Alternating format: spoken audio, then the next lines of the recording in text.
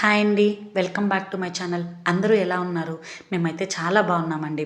ఈరోజు మామూలుగా డైలీగా పొద్దున్నే బ్రేక్ఫాస్ట్లు ఏం తింటారు? ఇడ్లీ, దోశ, ఇవి కాకుండా వడ, పూరి, పొంగల్ ఇవే కదండి. ఇలాగా రోజు తినేటివి కాకుండా ఈరోజు ఇన్స్టంట్ దోశేనండి. దీన్ని కూడా రవ దోశ అంటారు. నాకు తెలిసి హోటల్లో అందరు తినే ఉంటారు. ఒకసారి నా స్టైల్లో ఇలా ట్రై చేయండి. ఇది చాలా సూపర్ టేస్టీగా ఉంటుంది. అసలు ఎంత బాగుంటుందంటే ఒక దోశ ఎక్స్ట్రానే తింటారండి మీరు కూడా. చాలా సింపుల్గా కూడా తయారు చేసుకోవచ్చు. వీకెండ్లోనూ అట్లాగా ట్రై చేయండి ఒకసారి మీరు కూడా. దీని రెసిపీ ఏంటో చూద్దాము ఒకసారి. దీనికోసం బొంబాయి రవ్వ అంటే సుజ్జి అంటారండి. ఉప్మా రవ్వ, సుజ్జి అలా అని పిలుస్తారు. సుజ్జి, ఒక గ్లాస్ సుజ్జికి హాఫ్ గ్లాస్ బియ్యం పిండి, ఒక 2 టేబుల్ స్పూన్ మైదా అయినా వేసుకోవచ్చు, లేకపోతే మైదా హెల్దీ కాదు అనుకుంటే గోధుమ పిండి అయినా వేసుకోవచ్చు అండి.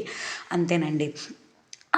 అవన్నీ బాగా కలిపి కొంచెం పుల్లటి కర్డ్ కూడా వేయండి. కర్డ్ అయినా వేయచ్చు, మీకు అవైలబిలిటీ ఉంటే మజ్జిగైనా వేసుకోవచ్చు.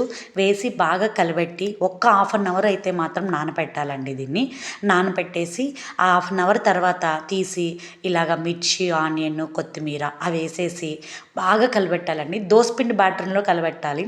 ఇలా చిక్కగా ఉంటే దోశ అనేది పోయడానికి రాదు. రవ దోశ అన్నాను కదా, సో అందుకోసమని చూడండి చూపించిన విధంగా వాటర్ పోసి బాగా కలిపెట్టాలండి. ఉండలు లేకుండా బాగా కలిపెట్టి ఒక హాఫ్ అన్ అవర్ నానపెట్టాక చూడండి మళ్ళీ నీళ్లు పోసి కొన్ని మిర్చి ఆనియన్ అన్నీ వేసుకొని బాగా కలిపెట్టి దోసపిండి బాగా వాటరిష్గా ఉండాలండి. వాటరిష్గా ఉన్నాక వేడి వేడి బాగా పెనం కాలుతున్నాక మీడియం ఫ్లేమ్లో పెట్టండి. పెనంని మీడియం ఫ్లేమ్లో పెట్టి ఇలా చూపించిన విధంగా దోశ పోసుకోండి. ఇదైతే పోసాక రుద్దడానికి రాదండి రవ దోశ.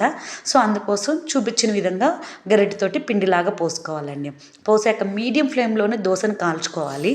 ఎక్కువ హైలో పెట్టారంటే దోశ అనేది మాడిపోతుంది, ప్లస్ అది కాలదు, సరిగా తినడానికి అంత టేస్టీగా అనిపించదు. మీడియం ఫ్లేమ్లో పెట్టి కాలాక రెండో సైడ్కి తిప్పుకొని రెండో సైడ్ కాలాక తీసేయండి. అంతేనండి. మీరు చట్నీ లేకపోయినా కానీ ఒక దోశ ఎక్స్ట్రానే తింటారండి. అంత సూపర్ టేస్టీగా ఉంటుంది. మీకు కూడా టైం ఉంటే ఒకసారి ఇలాగ ట్రై చేసి ఎలా వచ్చిందో నాతో కమెంట్ సెక్షన్లో షేర్ చేయండి. నా వీడియో నచ్చినట్లయితే లైక్ చేసుకొని సబ్స్క్రైబ్ చేసుకొని మీ ఫ్రెండ్స్కి కూడా షేర్ చేయండి. Thanks for watching this video.